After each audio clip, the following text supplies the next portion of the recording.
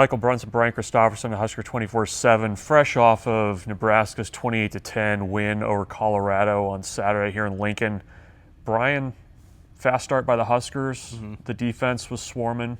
Nebraska was running the ball at Colorado with will, and just kind of took the air out of the game right out of the get-go. Yeah, they did. It's going to be one of those games I think Husker fans this next week are going to watch the first half back like 25 times, and then they'll go do like chores and maybe not sit through the second half and of film review. But the first half was it was like chicken soup for the Husker soul. I mean, it really was. Like, I mean, the defense was just hitting Shedeur Sanders like every time it felt like, and I know you'll get to that. But also, you know, the offense was more in rhythm in that half. You saw Dante Dowdell like set the tone like right away when he ran over Shiloh Sanders. He got injured on the play, which was unfortunate, but it was just a physical run. And it sort of was just kind of an example of like how Nebraska was going to play this game. And the defense, though, it was a black shirts night. And Matt Rule said, you know, there's all this talk about this player and that player, and I think that's more on Colorado's side, more of this individual, that individual. And he said, they keep forgetting about the black shirts. We got that defense, and that's what won the day. Yeah, I mean, right from the get-go, you get a sack on the first possession, you get a batted ball. Tommy Hill picks off the quick pass and basically walks into the end zone for another score.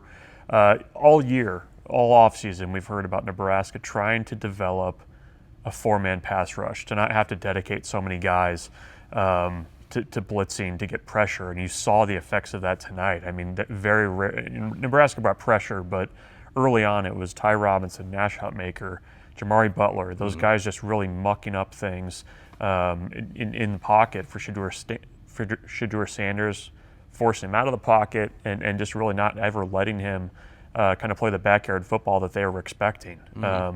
You know, as good as this game was, I'm sure there's probably going to be some things that they can take away from the second half too, and kind of the next step in the process. It's probably the perfect game for a coach. No, it's not like the 52-7 game in '92 where it was just from start to finish just a thing of beauty, but that's actually probably something of beauty to Matt Rule, because you get a win comfortably, and then you can go back tomorrow and be like, yeah, this wasn't good enough, that wasn't good enough. And he did say we have to learn how to play with the lead. Like, you have to find that middle ground sort of you don't want to turn the ball over and give them that play that lets them back in, but you find some aggression that can still produce another score or two. Now, the penalties made it difficult. Maybe they were legit, maybe some weren't. It was Ramir, right, who had it called back. I was down on the sideline for that one, and Ja'Cory had a big play that was called back. So, I mean, there's stuff where there were some things working maybe if a flag doesn't come out of the pocket. But nonetheless, there are things to improve, but it's all the better when you wake up tomorrow and you think about that when you won 28-10. Yeah, kind of a banner day in Memorial Stadium. At Bud Crawford, you get some stars on the sidelines before the game. You got a game ball, too. You get 5 stars before the game, too. Recruits in town visiting. We're going to have tons of coverage from this win over the next couple days at Husker247. Make sure and get there.